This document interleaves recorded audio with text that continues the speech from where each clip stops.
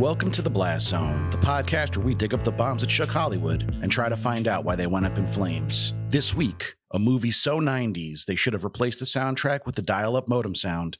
This is Go.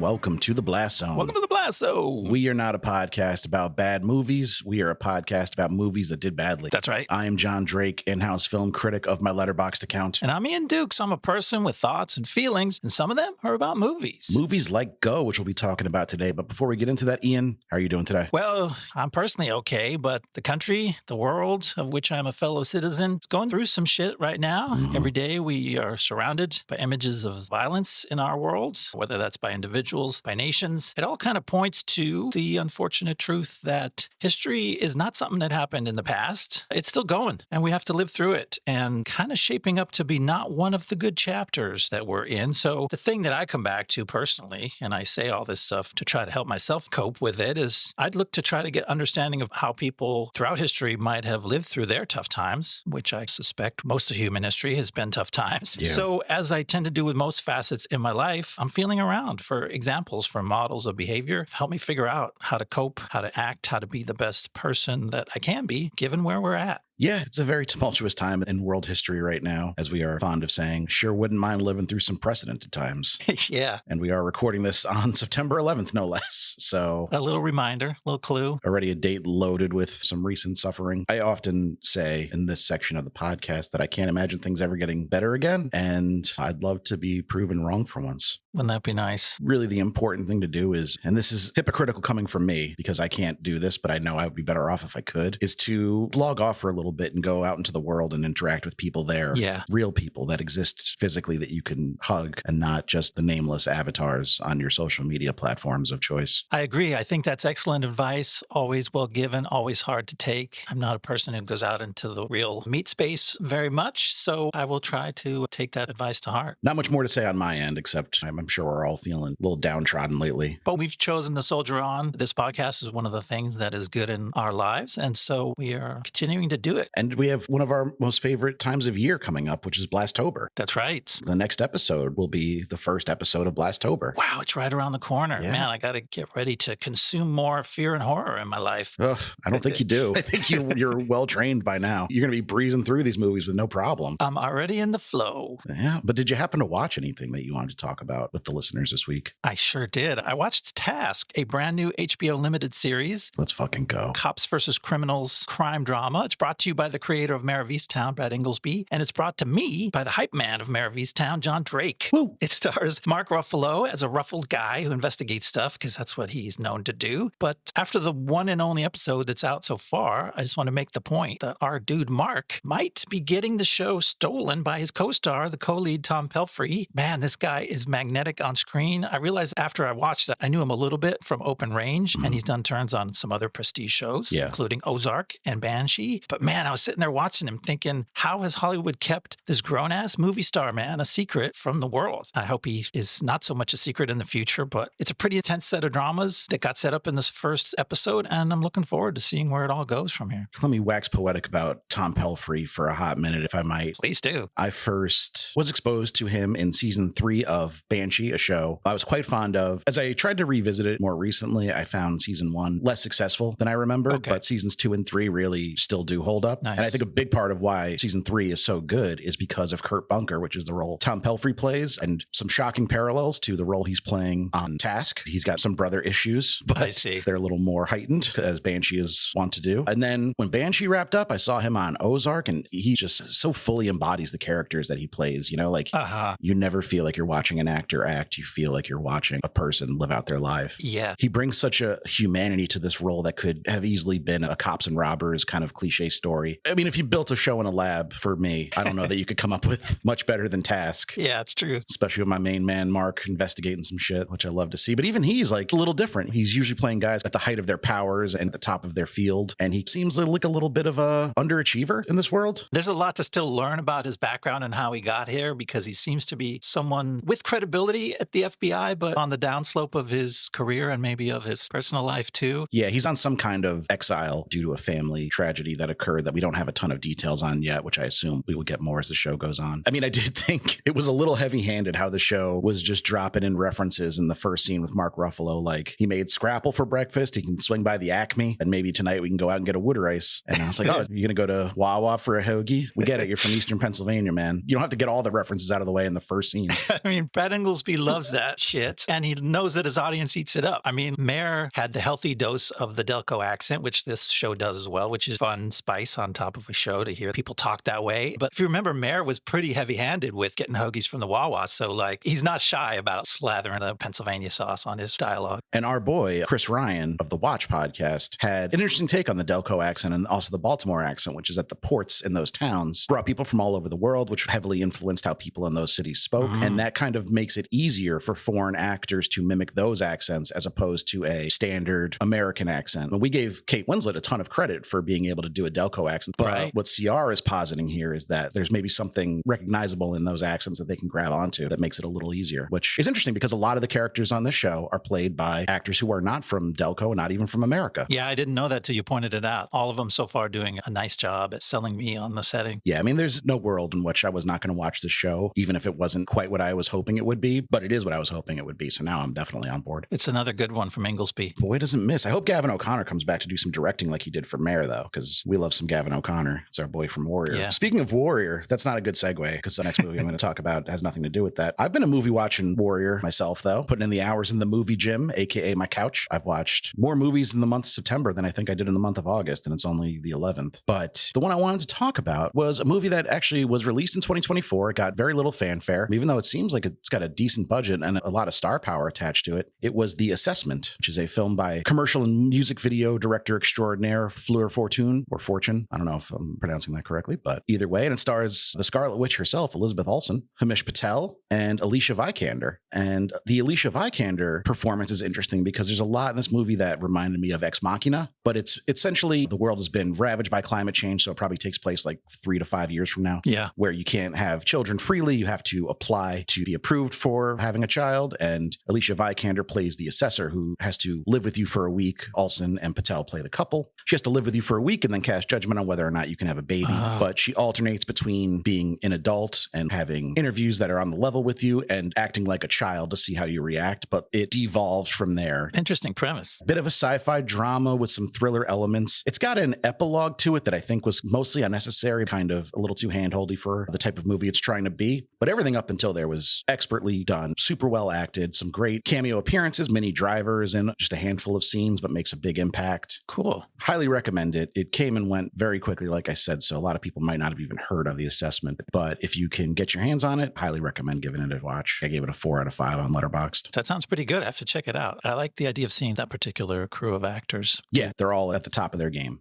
Speaking of a group of actors at the top of their game, let's talk about Go. Ian, did you know about this movie before we started doing it for the podcast? And if so, what did you know about it? Well, that's a good question. This is one of those type of 90s movies that I thought I had heard of. But honestly, when I thought about it, I may have confused it with one of several other indie movies from the 90s about drugs or about raves or about youth culture. And so when it comes down to it, no, I had no relevant experience with this movie until just now. I did have some experience with this movie. I did not see it in theaters because I was too young. Okay. I was about 12 when this movie came out. But once it hit VHS, I want to say, I don't even think I had a DVD player yet. It became a movie we watched pretty frequently, my friend group, because it's cool. It's got drugs and violence and raunchy jokes and threesomes and British guys. Yeah. But then it's one of those movies I did not go back to during that period in between my middle age now and my early teenage years. So I was a little apprehensive about how well it has aged, and I'm happy to report mostly pretty well. Yeah. It's still a pretty successful movie.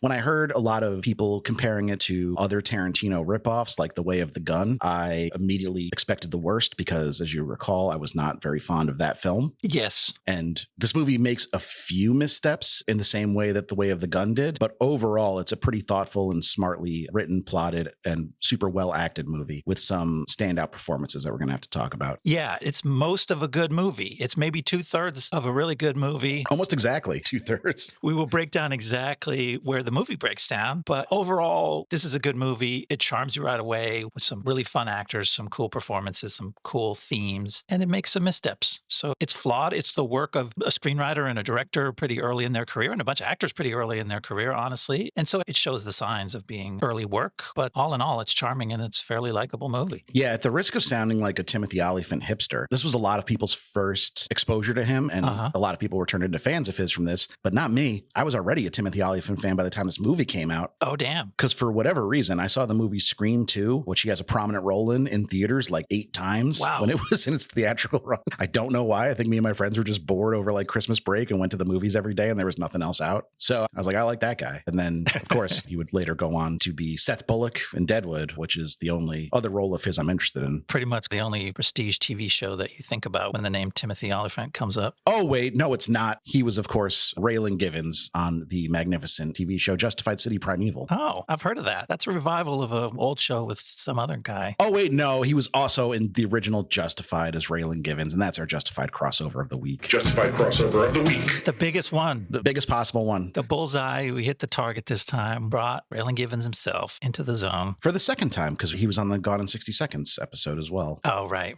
Interestingly enough, we've never done a Goggins movie. I guess because Goggins hasn't had a huge movie career. He's been much more of a TV actor throughout his time. I might have to dig one up. I'm sure I could find something. He's getting a lot of roles now. We'll get some fodder. Do you want to hear a little bit about the making of Go? It had kind of an interesting journey to the screen. Yeah, for sure. Let's hear how this thing happened.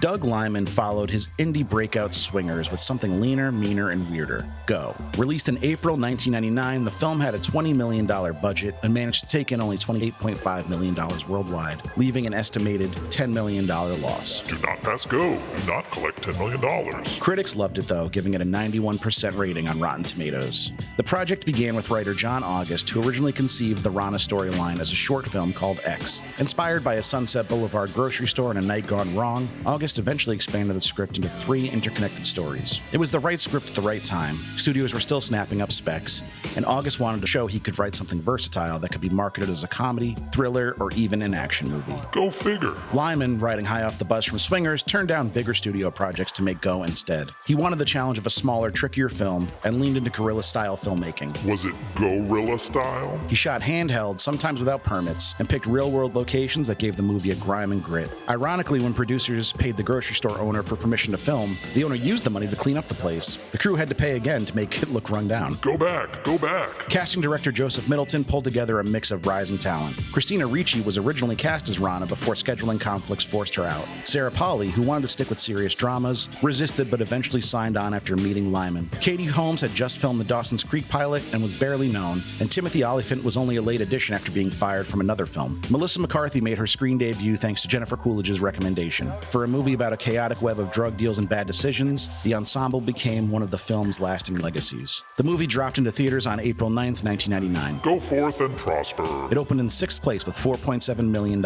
beaten by The Matrix in its second week and the new Drew Barrymore comedy, Never Been Kissed. It had steady but unspectacular legs, dropping only 36% in week 2, but the numbers never got high enough to make a dent. It was a no-go. By the end, Go had cleared $16.8 million domestically and $11.5 million internationally. Over time, time, though, Go has developed its reputation. It was compared to Pulp Fiction for its time-hopping structure and stylized crime elements, but carved its own identity as a late 90s time capsule. For Liman, it was the bridge from the indie world to the big-budget action sandbox of the Bourne identity. For John August, it launched a career that would lead to Big Fish and Aladdin. And for audiences, it became one of those movies you find on cable late at night and think, oh yeah, this rules. It kind of rules in that context, especially as like putting on a 90s movie on cable. This is as good as it needs to be. I think we're going to complain about a lot of little things in it, but don't let that distract from the overall impression that this is a pretty cool movie. Yeah, I do lament the loss of that experience of scrolling through the channels late at night to find something to watch. That's what I really miss most about cable. If I have something in mind to watch, it's not hard to find it through other means at this point. But if I don't know what I want, then it's endlessly scrolling through Netflix is not the same as like being forced to choose from a more limited menu. It's the choice being forced on you that's important, because when it's not forced, you just get paralyzed with decision making and you can end up never watching anything and just scrolling. Sometimes I just end up watching trailers. Yeah.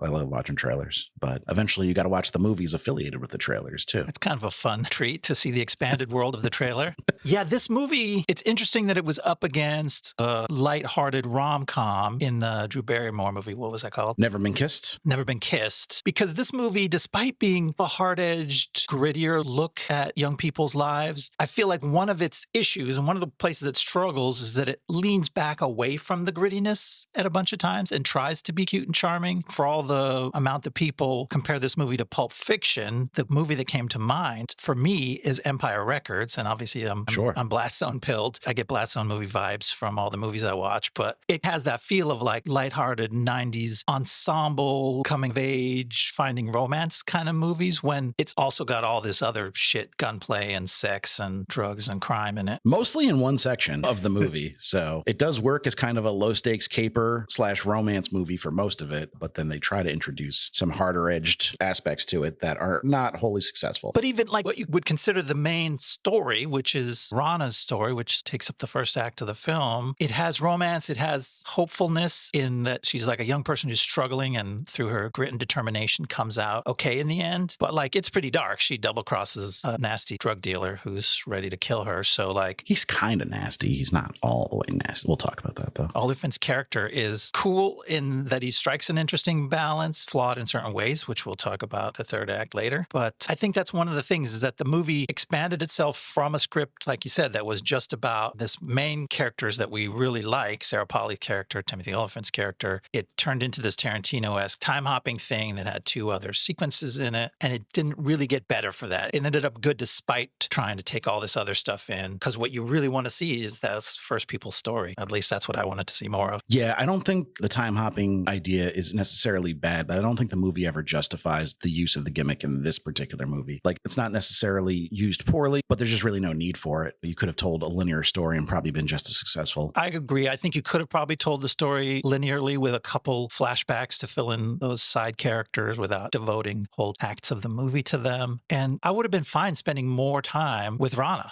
and with Todd and with the characters in the first act versus walking away from them for long stretches. Sarah Polley, what a queen. She did zero press for this movie until 2019 when she reunited to do some interviews with Doug Liman for the 20th anniversary of the movie. Wow, I should watch that. Just imagine like the balls as such a young actor in Hollywood just getting your start. And you're like, also, I'm not doing any press for this movie. That's pretty cool. And but it feels like of a piece with my impression of her acting this character in this movie. She owns her shit in a way that like comes across on screen and feels really confident. Yeah. Feels really real. I don't know that I know Sarah Polley from other stuff, but just seeing her in this movie, you're like, that's a presence on screen. I'm sure you know her more from behind the camera, and we'll get into her credits from that side of her career. Mm-hmm. She gave up on acting pretty early on to be behind the camera as a writer and director of some very highly acclaimed movies, including some Academy Award-winning movies. That's cool. But she did get back to acting for a cameo in The Studio. I don't know if you ever finished that, did you? I didn't get all the way through The Studio. I might have to go back for Sarah Polley. Yeah, that's like the first time she's popped up in an acting role in a while. So, oh, that's neat. Yeah, that was first time since 2008. I'm doing the whole thing I do at the end of the episode, but I'm just excited to talk about Sarah Polley. Her last big acting role was as Abigail Adams Smith in John Adams,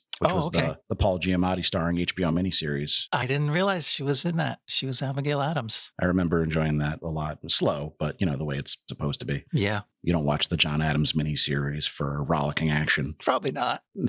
All right, should we start getting through the plot? There is quite a plot to get through. Let's go for it. Rana, played by Sarah Polley, is a checker at an LA grocery store. She's way behind on her rent, so one morning she picks up her coworker Simon's shift. Then Simon, played by Desmond Askew, who deals ecstasy on the side, immediately heads off on a road trip to Vegas with his 3 buddies. That afternoon, a pair of anxious guys show up at the grocery store looking to buy 20 hits from Simon for a party. Rana gets the idea that she can make some cash as the middleman, so she tells the guys Adam, played by Scott Wolf, and Zach, played by Jay Mohr, that she'll meet them later that night. After work, Rana goes to see Simon's connect, Todd Gaines, played by Timothy Olyphant, who turns out to be a much more serious and intimidating drug dealer than her goofy co-worker Simon is. And even though she's $100 short, Rana manages to convince the surly Todd to front her 20 pills. She has to promise to come right back with the money after she makes the deal, and also she leaves Todd her friend Claire, played by Katie Holmes, as collateral. When she gets to Adam and Zach's place, there's a weird older dude there, and the whole scene feels off. Sensing it's an undercover sting, Rana flushes the drugs in the bathroom and hurries out. But now she's out of the drugs and can't pay back Todd. So in a new scheme, Rana shoplifts a bunch of aspirin and other pills from the grocery store and puts them back in Todd's bottle. She convinces Todd to take the bottle back and hurries out of there with Claire. Then they head to the big holiday rave that everyone's been talking about, where Rana continues her newest scheme. She takes the rest of her stolen cold and flu pills and starts selling them as ecstasy to clueless young ravers. She's already made hundreds of dollars that way when Todd shows up at the rave. Todd figured out that Rana scammed him, and he pulls a gun on her in the parking lot. Just then, a mysterious yellow Miata comes screeching through, and the frightened Rana backs up into its path. The car hits Rana, and she's thrown into a ditch. The Miata drives away, and not knowing if Rana is alive or dead, Todd slinks off into the night. With a very incredulous look on his face, even like gestures to the drivers like, what are you doing? What the fuck just happened? What was that about? But before we get into the plot here, I have an interesting tangent I'd like to go off on. Okay. Is that an LA thing to call grocery store cashiers checkers? That's not a universal thing? We never used that term. I worked as a checker at a grocery store in high school, and we always were just called cashiers. Oh, okay. But maybe it's an LA thing because I grew up calling them checkers. Interesting. Or maybe it's a generational thing too, because we're slightly different ages. Yeah, could be old guy talk. Listeners, feel free to chime in with what they call them where you're from. Yeah, I'm interested to hear. I've never heard that before, but I kind of like it. It sounds old-timey, right? I like old-timey things, like you. Thank you. All right. First off, let's get into Sarah Polley, which we kind of already did. But the thing about Rana is that she'd be scheming. I didn't realize it until I wrote it out, because you think of her as just this put upon, struggling young person, can't pay her rent, likes to party at night, but is just to deal with the misery of her life. And actually, she's incredibly calculating and clever and immediately comes up with scheme after scheme to get her through her story. Successful ones. Yeah, that would have been successful if not for some crazy mishaps. But some bad luck. I worry about her. How is she going to replicate this month to month? She needs to get a better job or something. I hope this is her one and only stint as a drug dealer and she finds a better way to pay rent. Because if you're not making enough to cover it at your grocery store job, you don't want to scheme a different drug dealer every month. I think eventually it's going to catch up to you. You can't always rely on a yellow Miata to bail you out of the sticky situations. And if that's how you get bailed out, and that's also not great, that could have its own complications. Your bones can't handle that every month. But yeah, she comes up with a handful of schemes, man. And I guess actually I should bring that point up in the second act, because that's where we start seeing things more from Todd's perspective. But let's talk about Todd. Okay. Olyphant, I mean, he's great, right? Yeah. He's so good in this role. He's bringing a lot of energy. Sometimes I feel like as he got older, he mixes this balance of that wired energy, because he's got those big wired looking eyes, with a weariness, right? Even as Seth Bullock on Deadwood, like that character was high strung and also like incredibly world weary at the same time. And this young Olyphant is like, he's still jaded. He's still skeptical and cynical about the world, but he also has a lot of youthful energy, and it's just really fun to see. And this was an interesting thing because Seth Bullock is such a righteous character. Raylan Givens is a little more gray, I would say. Bullock's like a pure good guy. But the first like 3 roles I really remember from Timothy Olyphant were, spoiler alert for Scream 2, a 25-year-old movie, no, like a 30-year-old movie now, a serial killer, a drug dealer who at least seems capable of threatening people with murder, if not actually doing it. We don't know if he would have actually shot Rana. Sure. And then like a pimp slash like a suitcase pimp, essentially, in The Girl Next Door. Oh, okay. Those were his first 3 big roles that I remember seeing him in. And then like, that's not how we think of Timothy Olyphant at all now, but he was like a real scumbag in his first handful of roles. He's good at playing dark and scummy. And so he brings a little bit of that to every role, even when they're not on the surface drug dealers and pimps. I'd also like to point out that I have been listening to our back catalog a little bit, and the amount of times I've harassed you to watch Justified is like at least half a dozen, and now I'm going to make it plus one. But in addition to Justified, you got to watch Alien Earth to get your Olyphant fix, because he's fucking electric on that. Oh, yes. I did. I watched a couple episodes of it so far, and he's really such fun. A bitchy android. Like, yeah, he's super cool. He's so prickly. I love it. With stark white hair and eyebrows. Very different look for him, but he's absolutely one of the high points of the show. Yeah, I was digging him in what I saw. Along with Babu Sise, who plays Morrow, the cyborg. Those two are well matched, and they face off a few times in the series so far. And those are absolutely the highlights of the entire season so far. Nice. But enough about me gushing over Timothy Olyphant. But no, I think this is a well-written drug dealer too, because he feels realistic in the sense that he's not overly antagonistic, because if his clients make house calls, you want them to come back eventually. Yes. But you also need to indicate to them that you're not to be trifled with. So it's a delicate balance that I think he really nails. I agree. I felt a sense of relief watching that scene, because in a Hollywood movie portraying a drug dealer, you can fall into cheap cliches and tropes and things that sort of spoil the realism. And this is a movie that deftly avoided all those, both in the writing and in Olyphant's acting, kind of acted around the cliches and made it feel real. It was nicely done. Yeah. What did you think of Claire, Katie Holmes' character, and how she plays off Todd in this first act? That stuff was fun. The Claire-Todd relationship is one of the ones that I have a little bit of problem with, just the subtext, the way it lightly treats the actual dark, dangerous shit that's going on. But to have these two very likable actors, and I don't really have much of an impression of Katie Holmes outside of her as a celebrity in People magazine, but as an actor, right. She charms in this. She's very fun to watch on screen, playing these rom-com or dangerous rom-com kind of scenes with this drug dealer. It's interesting. I don't think Katie Holmes has quite had the career most people hoped for when they first were exposed to her. And I think a lot of that has to do with the kind of tabloid issues you referred to. Her marriage to Tom Cruise is very public and very messy,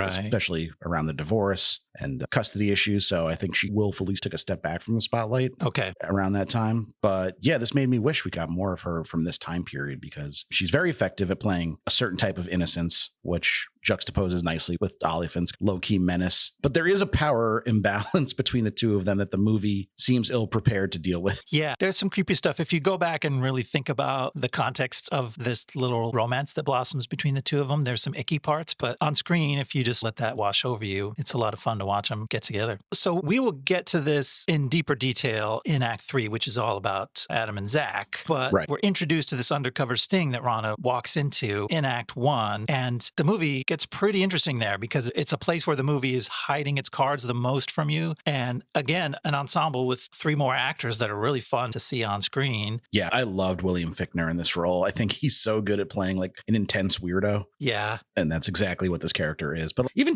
I was a huge Jay Mohr fan in the 90s because of the movie Mafia. Do you remember that movie? No, I didn't see that. It was like a spoof of all the mob movies, The Godfather, Goodfellas, all the kind of famous ones. I think it was directed by a Zucker or an Abrams, right? Was it Abrams and Zucker? Oh, I didn't realize that they had made a Mafia spoof. Jim Abrams, who was, part of the filmmaking group Abrams and Zucker, or Zucker and Abrams and Zucker, or whatever it was. But yeah, I'm sure it's terrible. I can't find it anywhere to watch, but I saw it in theaters as a kid and I loved it. Came out in 1998, so just 1 year before this. So that made me a huge Jay Mohr fan for a few years, and I could never figure out why, because I couldn't go back and watch that movie. That's funny. Yeah, I was well aware of Jay Mohr, and we can talk more about him in the third act where he's front and center, but like he's really good in this. Like I thought of him as a competent actor, but to see him at this age just so naturally playing this complex role that's got layers, because it's got stuff hidden about who he is and what's motivating him through a lot of it, especially in this first act where you really don't know who these guys are. And he's just captivating on screen. The subtle way that he acts with his eyes and his face, I was very impressed. It's not an overtly comedic part. He has to play panic and a little bit of drama, but also some comedy.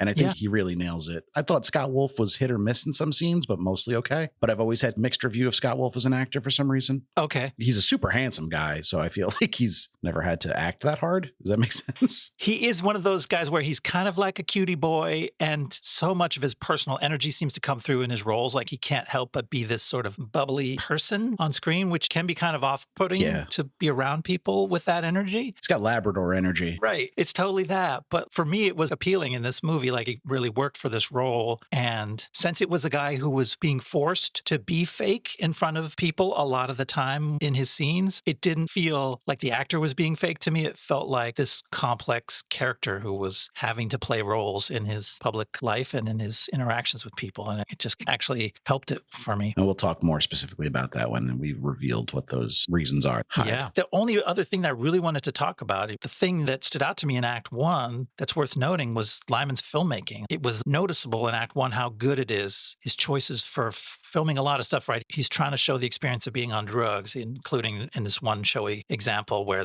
Rana's friend takes 2 hits of ecstasy and has a tripped out dance sequence in the grocery store. Which Todd specifically says, don't let anyone take more than 1 or they'd be frying eggs off them in the emergency room. And then we see Rana's friend Manny take 2 right before he says that. Yeah, and you're definitely frying eggs off Manny's forehead. He's dancing the Macarena with the checker in the grocery store in his mind. But like even outside of that stuff, which is really flashy and really well done, like it strikes a right combination of being a funny trip scene and also an uncomfortable, sweaty scene. Like, oh, this is a bad feeling of being this high in public. But like even in the smaller scenes that are just drama, the little camera choices, the editing, all these things add to the emotion of each scene, which is something that you don't always get. We talked about in our last episode about parts of Keanu that fell flat because the filmmaking stopped being dynamic, but the filmmaking is really dynamic, especially in this first act, and I think it really worked. Yeah, I think it is very dynamic in the first act, but I think that makes the drop off in quality into the second act feel more noticeable. And my headcanon is that I know John August did some second unit directing for this. Ooh. So I like to think the scenes that were bad were his. Okay, well, we can blame John August. Not that I think he's a bad writer. I think he's a very good screenwriter based on this movie, which might be the only... Oh, I've seen Big Fish too, which I also liked.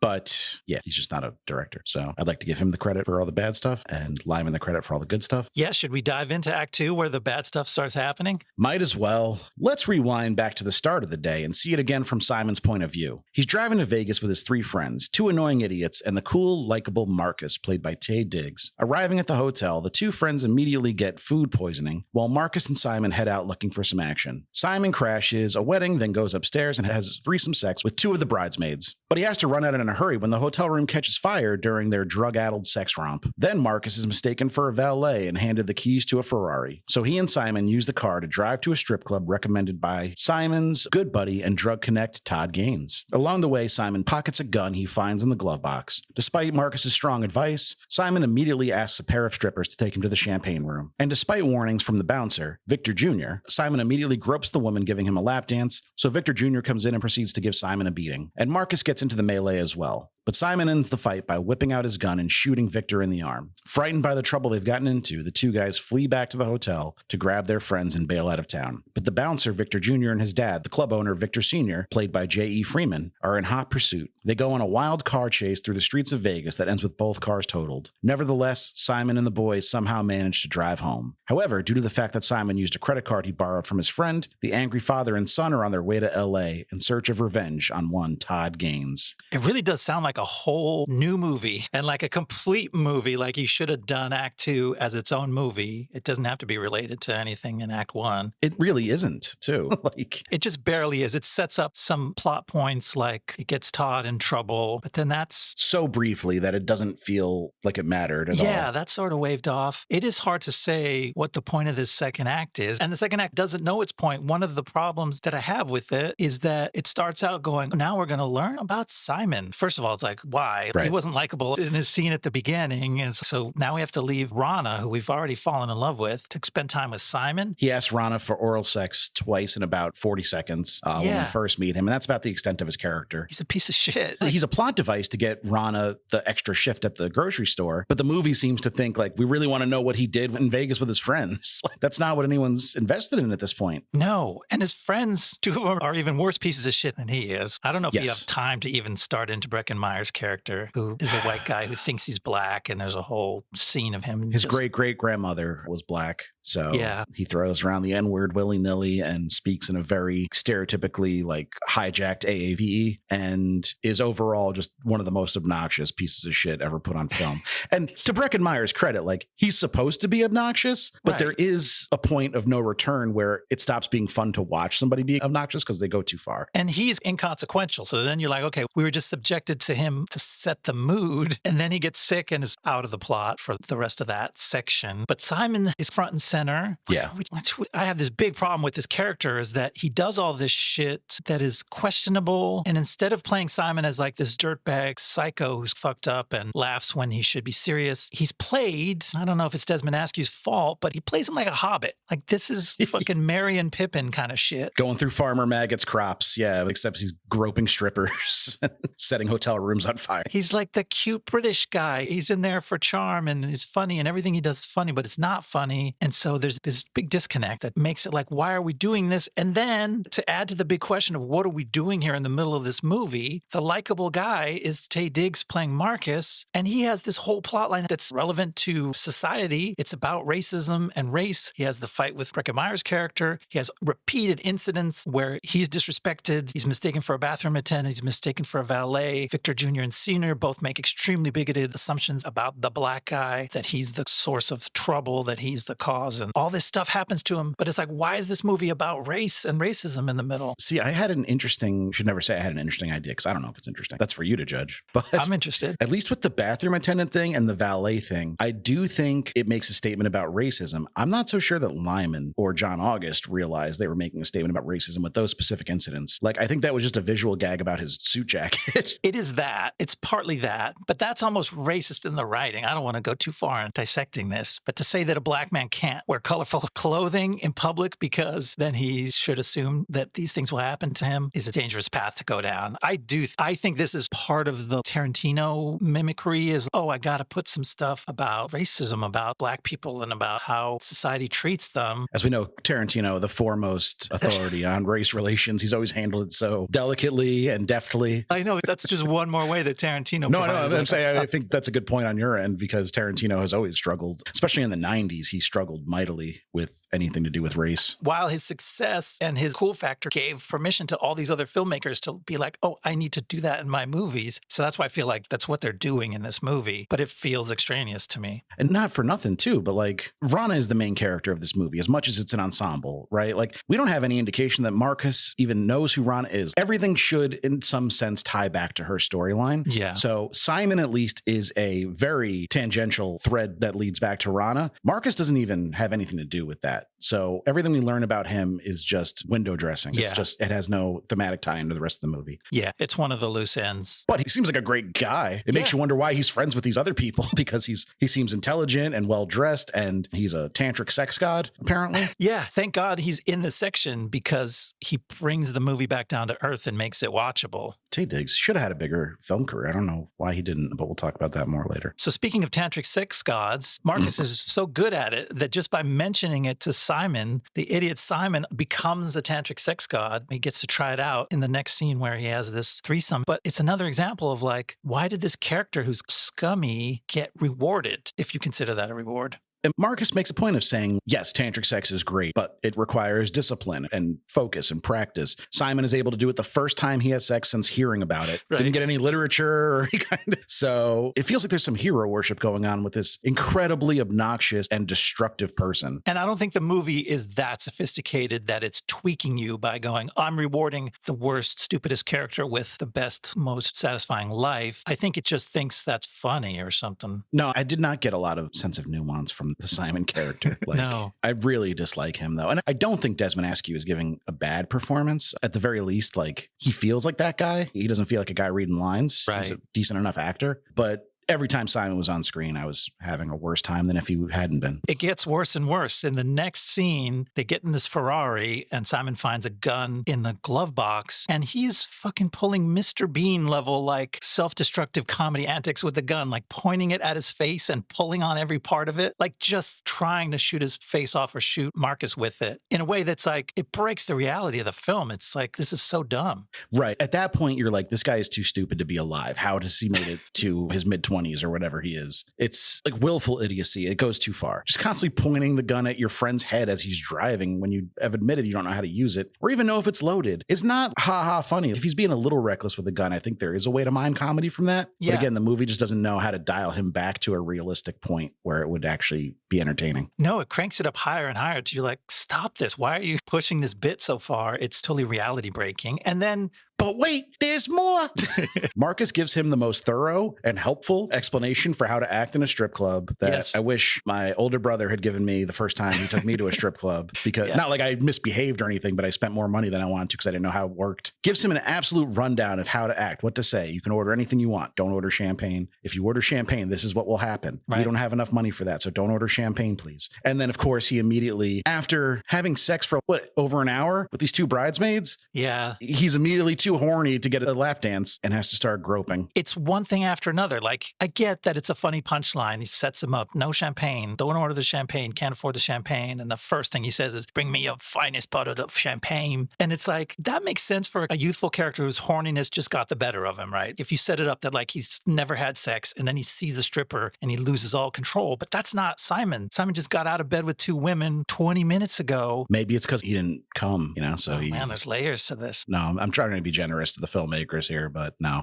Downside of tantric sex is you're still horny afterwards. You're always horny. No refractory period if you don't come. Anyway, it seems like it would have been easy to write this character with a little more realism, to make Simon not like a buffoon who could kill himself at any moment, but like an actual smart guy who likes to push boundaries, right? Who's like emotionally fucked up and knows what he's doing, but pushes everybody. And like even like the bouncer starts, he grabs a woman's ass for 1 second and the bouncer throws him to the ground and is kicking him in the ribs mercilessly, like a crippling beating. And it's like that kind of justifies him whipping out the gun because it does feel like the bouncer might kill one or both of them. Yeah, the bouncer is absolutely going way too far. So it's like, why not make it real? Why not make it so that Simon groped and he got told and like he pushed the bouncer so that everybody is a little bit in the wrong in the scene? Instead, it continues to be cartoonish and just like hard to relate to. Yeah, it's a weak sequence in the movie, but it doesn't stop there because then we get a car chase. I know you were about to try to like pivot and you're like, no, it's still going up. I think one thing I'll give this section of the movie credit for is they did ratchet up the tension nicely and call back to, first of all, a Simon thing that we did not even touch on, poor choice of words, is when a young child is in the room next to them and knocks on their adjoining room door and he says, what are you doing? And they say, raping young children, which cool. That's hilarious, guy. But then they need that kid's help. And like, it's kind of telegraphed, but I thought it was filmed in a way where the tension did feel real of them like getting this kid to open this room in time to run out through his door because they can't get out of their own door. Like that sequence delivered on, I don't know, it just gave us something entertaining to watch.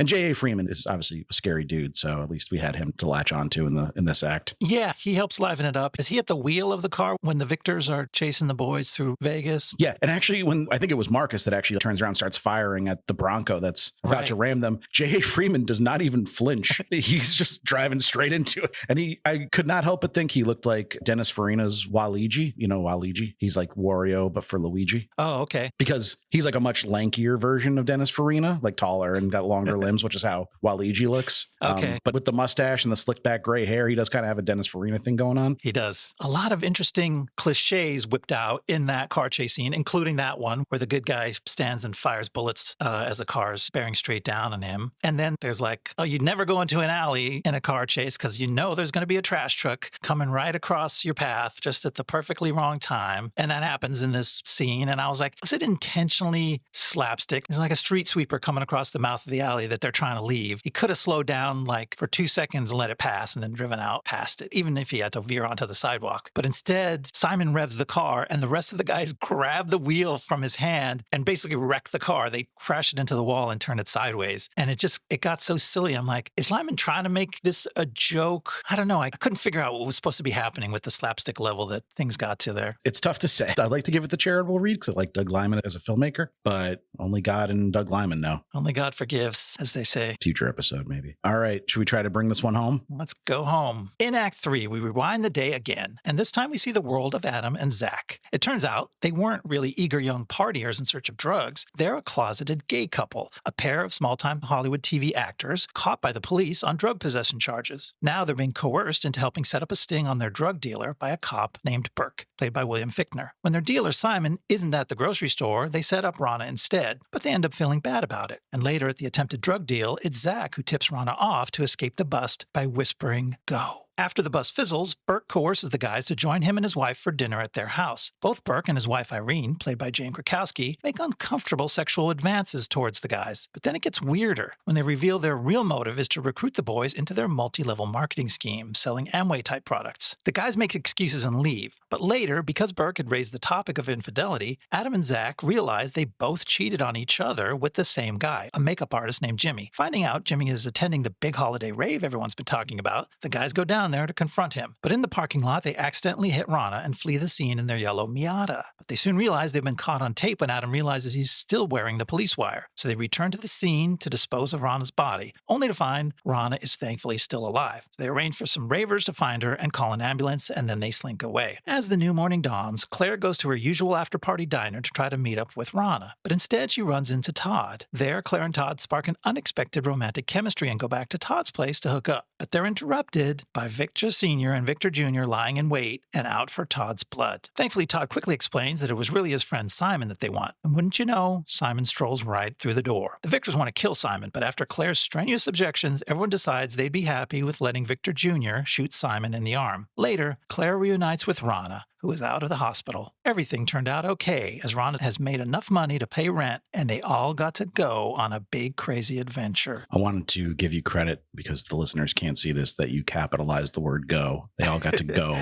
on a big, crazy adventure, and I really appreciate that. Nothing I like better than hitting a wordplay punchline too hard. Fantastic stuff. All right. Here we are, back with our friends Adam and Zach, Jay Mohr and Scott Wolf. It was a relief, because I was watching the movie, and obviously the second act, as we've labored on about, Simon really tires you out. I'm like, is this movie going to get good again? And then when those guys got back on screen, I'm like, okay, the movie's getting better. Yeah, they're really funny as we find out the depths of their uncomfortableness with Burke, because he certainly has made us, the audience, uncomfortable, but we come to find out that he is just a pure weirdo. And again, shout out to Fichtner and shout out to Jane Krakowski, who, by virtue of her most well-known roles being 30 Rock and the Unbreakable Kimmy Schmidt, this is somehow the most normal character I've ever seen her play. And she's still a fucking whack job.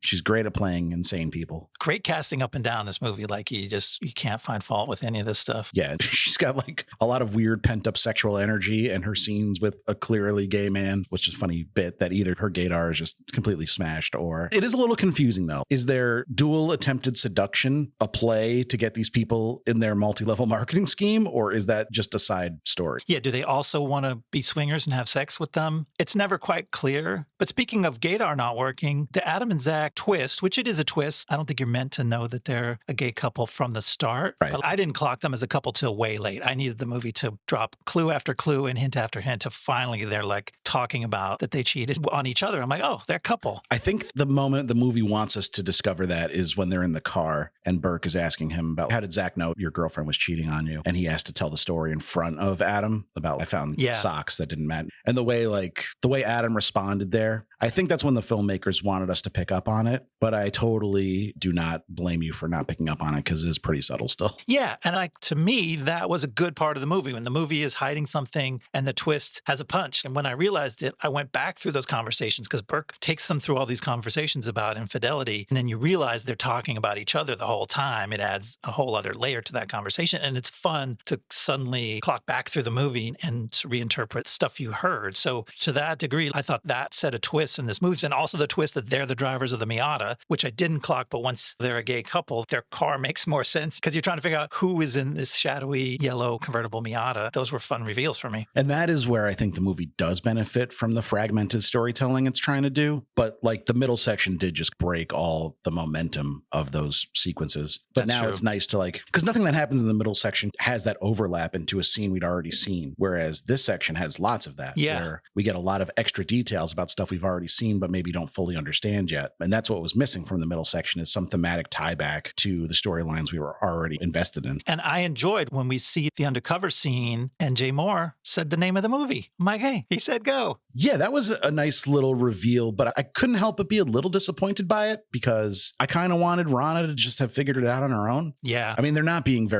good at this. Fichtner is making mistake after mistake with his story. Right. He says Philly in the supermarket. They said their friend was snowed in Chicago. He says they don't have any orange juice, but they bought all the orange. That was also easy to explain. Just be like, oh yeah, we dropped it off at my mom's house or something. It was for her. It wasn't for her. But either way, like they kept coming up with the worst explanation for why none of their stories added up, or no explanation, which is just as bad sometimes. I feel like it strikes a good middle ground because all he does is lean over and say, go, in a way that you saw it in the first scene, but you didn't know he was mouthing that to her basically in a very quick moment. And then the second time you see the scene, it shows the reverse angle and it slows it down, but he doesn't explain it to her. It's still just like the final clue for her that the candy Rana picks up on, I need to flush these drugs ASAP. She was catching on, but he just sealed it for her. Yeah, it's cool. That's like we said, there's all these plot points that are really well crafted. The kid in the hotel room, the way the whole drug deal unfolds and her schemes unfold. It's a pretty well crafted plot. Yeah. And then the scene back at the rave after they confront their mutual paramour where they hit Rana. There's a lot of escalating in this scene where first they hit her with the car and they try to flee, but then they realize they're still mic'd up. That was like an oh shit moment for me too. That was smart writing because of course they would still be mic'd up. Like the tech guy from the police just left in the middle of it all. So he would have been the one to like take everything. He was such a weirdo.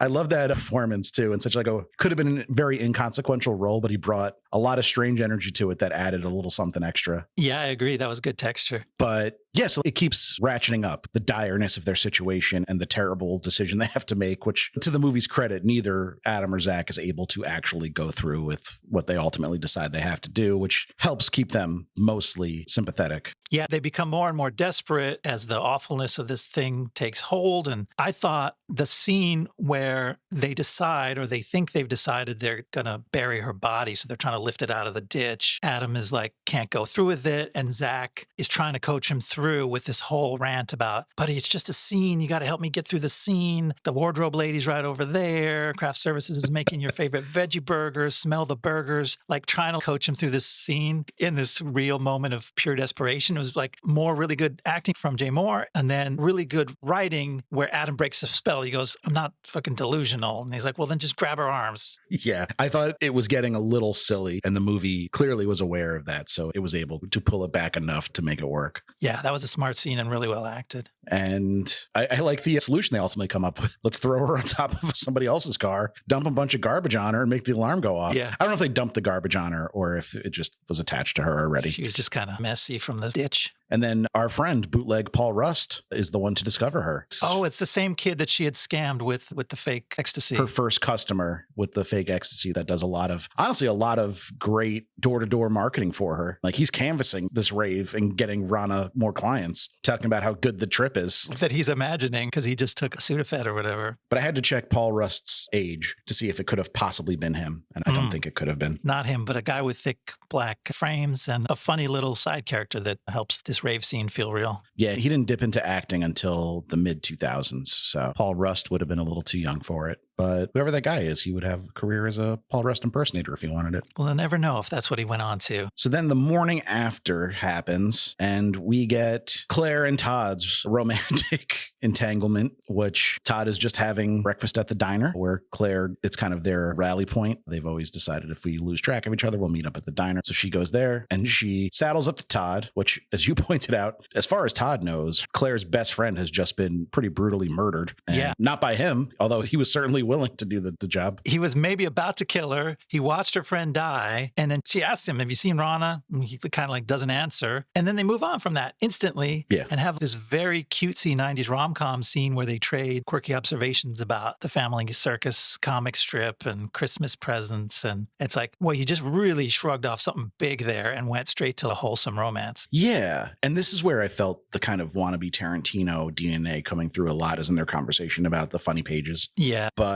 That being said, I don't think it was a bad scene or bad writing. It clearly had the DNA of a Tarantino type of exchange. Yes, characters who love to have complicated and specific opinions about media and pop culture is a Tarantino thing. Which is interesting because we didn't really get much insight into Todd's interests outside of drug dealing up until that point. So it does make him feel like a more fully fledged character. Yeah, for sure. And I can relate. The Family Circus is super annoying when I used to read the funny pages. I don't know that I've ever come across it again. By the time I got into the newspapers were almost obsolete already. I guess it is an old guy thing to grow up. The Sunday paper would come. You're like, can I have the funny pages? That was an exciting moment. Do they still pay people to make comic strips for the few remaining newspapers that actually get distributed? I don't know. Poor comic strip artists. How do they make money? They catch the Zodiac Killer or write a book about trying to anyway. That's true. You had to, if you were smart, you made that pivot into true crime way back in the 70s. Yep. He had the gift of foresight. Another thing I thought was nice was that Todd has a cat. I feel like that humanizes him a little bit. For sure. Even though the cat gives cryptic messages to drug-addled dudes. Telling them they're going to die. But then when they get back to Todd's apartment,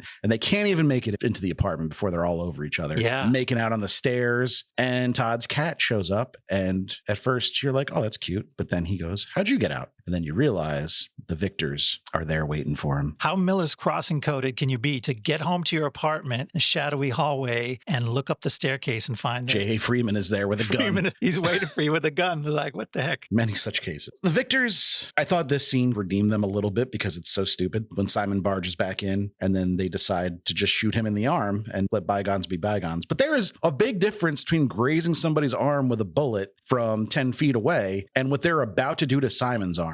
Yeah. This is a large caliber handgun, and they're basically putting it up against his skin, and they're going to shoot a hole in his arm. They might blow his arm completely off. He's a skinny guy. That was my fear, that I didn't like that juxtaposition of, yes, it's still the like comically cartoon ridiculous Simon, and he's laughing and he's excited to do this. But like they talk about aiming for the fleshy part, but if you hit the bone, you could lose that arm real easy. Yeah. Claire storms out because she's frustrated by this, as we all should be. But then we hear a gunshot while she's in the hallway. Are we to believe that Simon was fooling around with a gun again and accidentally shot it, or did they actually shoot him? I just took it as they went through with it. Once the like calming, humanizing presence of Claire had left the room, the boys went back to their lives of crime and violence. He does not sound like he's in pain or panicked, though, so I wasn't sure what we were supposed to take away from that. Yeah. He literally just goes, I'm okay. Oh, that's right. It seems like an ADR ad. Oh, we should note that Simon's not dead. And he just shouts through the door. You think Todd and Claire went on a second date? I don't know, man. They had a lot of secrets to discover about each other that could be... I'm sure Rana filled Claire on what really went down. Yeah. Sure, he didn't kill me, but he was about to. He was about to murder me, your boyfriend. Unanswered questions.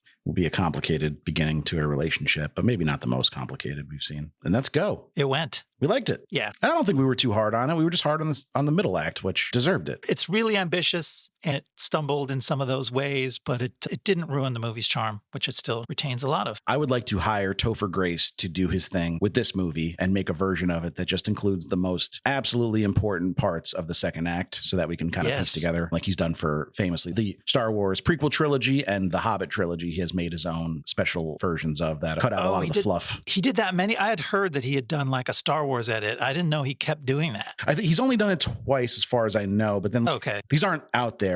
Like he invites people to his house, I think, and then screens it for them. Oh, okay. Which, still waiting on my invite, Mr. Topher. So they have some exclusive cachet to them. Yes, but I would like his version of Go with all the fluff cut out. I bet he could make a killer movie out of it. So let's talk about Doug Liman, because he's had quite a career. This was his third feature after Getting In, which nobody saw and is pretty much impossible to find, and Swingers, which was his breakout film, obviously. Yeah. Swinger's still pretty good. If you haven't seen it recently, I watched it a couple of years ago. I haven't gone back to it. I wonder, I had a lot of complex feelings about it at the time. I wasn't into the swing scene, but I was in that neighborhood during the swing scene. And like I went to the Derby and I went to some of the places that they would go to and sneered at the swing dancers and the jive talk in big bands. It is kind of goofy, right? I think it's time for me to go back and overcome my cringe about it and see what that movie contained. The way I took the movie is that it did not think that these guys were cool. Okay. It thought that they were like trying really hard to to be cool, but failing, which is how I think I was able to enjoy it. Because I agree, there is a cringe element to that whole lifestyle. But he didn't do Made, but that was kind of a spiritual sequel to Swingers. That was pretty good. He'd follow this up with The Bourne Identity. Wow. Obviously, quite an upgrade in terms of budget and star power. For sure. And then he did Mr. and Mrs. Smith, again, an upgrade in budget and star power. And Jumper with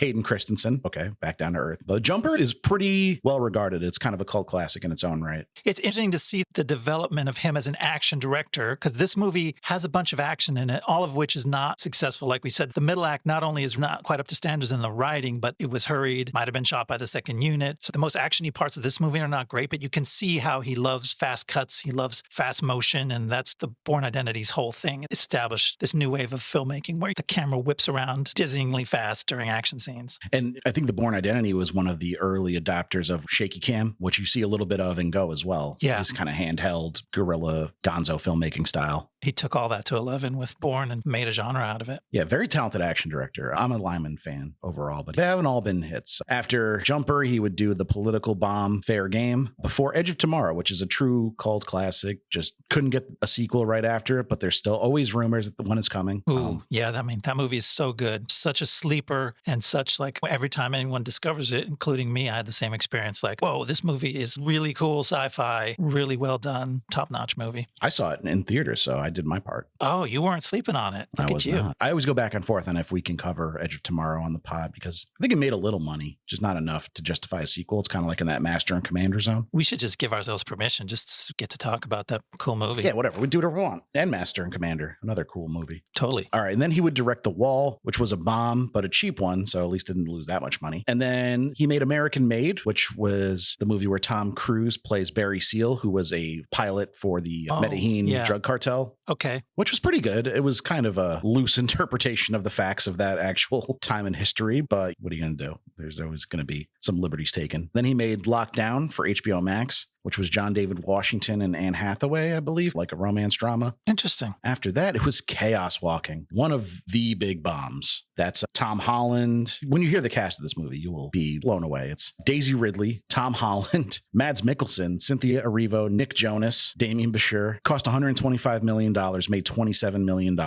We will certainly be covering that at some point in the future. Yeah, I kind of never heard of it. That's a really interesting big budget bomb. Yeah, based on a YA novel, so I'm already getting Mortal Engines vibes. Oh, yikes. Yeah, there you go. Then he would make the 2024 Roadhouse, starring Jake Gyllenhaal, our boy. Yeah, which we liked. I've had fun with that movie. Yeah, there is a sequel coming, but Liman is not attached to it because he had a big public disagreement with Amazon after directing Roadhouse. He was assured it would get a theatrical release before going to Amazon Prime streaming. And then they reneged on that promise and it went straight to streaming, and he was very upset by it. I see. So it seems like his relationship with Amazon is not great, which is why he would make The Instigators for Apple TV Plus, which is his most recent movie. It is a movie I watched and could not tell you a single thing about, except it stars Casey Affleck and Matt Damon. And they're in it. I watched the beginning of it. Yeah, it's some kind of crime heist caper thing. With like a big comedic element to it as well, I think. But yeah, I barely recall anything about it. He's got 6 movies in some form of development for directing, including Everest with Juno Temple and Ewan McGregor, a Tom Cruise SpaceX movie, which fucking kill me now. Wow. And I buried the lead on this one, but Live, Die, Repeat, and Repeat, which is the Edge of Tomorrow sequel. Apparently, he's going to do it. Oh, wow. We got to get Blunt and Cruise back, I'm sure. That's a success that'll be hard to repeat. Let's talk about John August a little bit. So this was his debut as a screenwriter, handled second unit directing. Then he would go on to write Titan AE, which is a movie we'll probably cover at some point, a cult classic animated movie. He wrote the Cameron Diaz Charlie's Angels and its sequel, Full Throttle. And then he worked with Tim Burton quite a bit. He wrote Big Fish, Charlie and the Chocolate Factory, and Corpse Bride, some Ryan Reynolds movie called The Nines that I've never heard of. Okay. And then he'd get back to Burton for Dark Shadows and Frankenweenie. And then I totally forgot Guy Ritchie directed this. And then he would write the live action Aladdin movie from like 2021. That's a Guy Ritchie movie. I had no idea. Like, I forgot that it even existed, and I would have never picked Guy Ritchie as a director. I feel like those movies, those live action Disney remakes, have almost no creative freedom to them. So it really is immaterial who the director is. Oh, yeah. Like they're all just a job made by committee, kind of like MCU movies. He's currently writing Toto, the doggone amazing story of the Wizard of Oz. Whatever, fine. To be directed by Alex Timbers. All right. Let's talk about Sarah Polley a little bit. Okay. She had a promising acting career. She starred in projects like the 2004 Dawn of the Dead, Mr. Nobody, the John Adams miniseries, but she wanted to focus on writing and directing. And she's also very actively a political activist as well. Okay, cool. Which, if you read interviews with her, I've read a few from the 20th anniversary of Go when she actually did some press, and it was pretty clear that she has strong opinions. But she tends to be on the right side of most issues as far as I'm concerned. So it's not a detriment at all. Cool.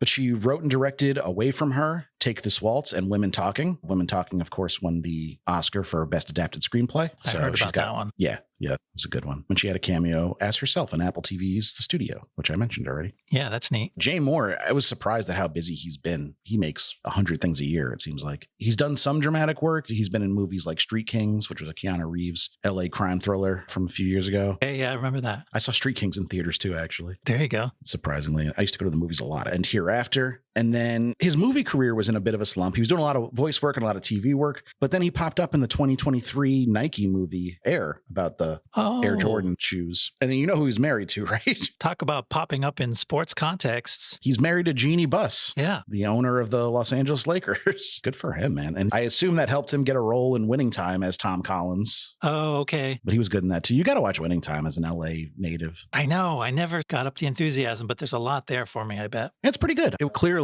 ended prematurely, like they had plans for more seasons because otherwise they would not have dragged their feet on the timeline as much as they did. We're barely like 2 seasons into the dynasty of the LA Lakers when it got canceled. Okay. I was a kid. I was an LA young boy when Magic Johnson was in his prime. You have to watch it, Ian. I know. It's dumb to not watch it. Were you a Lakers guy or a Clippers guy? I was always a Lakers guy. The Clippers, they're always getting into some shady business. You heard the stuff that Pablo Torre broke? Yes. Crazy. You thought that the shitty past went away with getting rid of Donald Sterling, but there's more new strangeness going on over there. For those of our listeners who are not interested in sports, in a very complicated scheme, basically paid Kawhi Leonard as an employee of a landscaping company $28 million, or like an endorsement deal with a landscaping company to circumvent the salary cap. Yeah, there was some kind of shenanigans done in his contract to get him paid without paying the tax. So Desmond Askew, he actually didn't do much acting after this. His most notable role was in 7 episodes of the TV series Roswell, if you recall. All right. He was in the 2006 horror movie Turistas, and he's been a voice actor in several video games. It seems to be where he does most of his work these days. Just real quick, Ian Tidbit. Tidbit. I just threw out a 6-foot poster from the movie Turistas because that came out at Fox Atomic when I was a art director for Fox Atomic's website. So I spent a lot of time working on the website for the movie Turistas and also for the remake of The Hills Have Eyes, which I think Desmond Askew was also strangely cast in. Yeah, he was. Did you see any of these movies? Because I know you're a famous scaredy cat. I did. I ended up seeing them both. Turistas was pretty horrifying. Turistas was in that grisly torture porn era when people wanted some version of Hostel and Saw, and Hills Have Eyes was pure gross mutant gore shit. Yeah, Hills Have Eyes is a very gory movie, but it's pretty entertaining. It's a check your brain at the door situation. Yeah. But not in a bad way, really. I enjoy that movie. Turistas, no thank you. Never watch that again. That's where they steal the organs, right? Yeah, it was one of those things. Which was also just kind of racist fear-mongering to some degree. Yes, it's questionable. Taye Diggs, like I mentioned, we would talk about him. So he got his start in the theater world. He originated the role of the landlord Benny in the musical Rent. Oh. So I didn't realize he'd been around that long. Yeah. But he's older than you think he is. He's just aged quite well. And he also met his future ex-wife, Idina Menzel, on the musical Rent. Okay. Did not know they were married, but I didn't either. then he would feature in stage productions of The Wild Party, Chicago, and Wicked. Interestingly enough, he played Billy Flynn in Chicago on Broadway, but in the movie, he played the band leader. So he had a different role from stage and screen in Chicago. Switching costumes. His on-screen breakout was 1998's How Stella Got Her Groove Back. After Go, he was in The Wood. And Ally McBeal was a big TV role for him. He was on that show for many years. He reprised his role of Benny in the 2005 film version of Rent, which, as is tradition, like we do one musical a year, we'll have to do the movie Rent eventually. Okay. And then from 2007 to 2013, he starred in Private Practice, which was a Grey's Anatomy spinoff. Okay. And he's popped up in 2 of my favorite comedy sitcoms of the past 20 years, which was Better Off Ted and New Girl. Oh, okay. Did you ever check out Better Off Ted? No. I feel like you'd really enjoy it. It's only 2 seasons and they're very short, but it's very funny. To check that out. Yeah. And then he starred as Inspector Terrence English on Murder in the First from 2014 to 2016.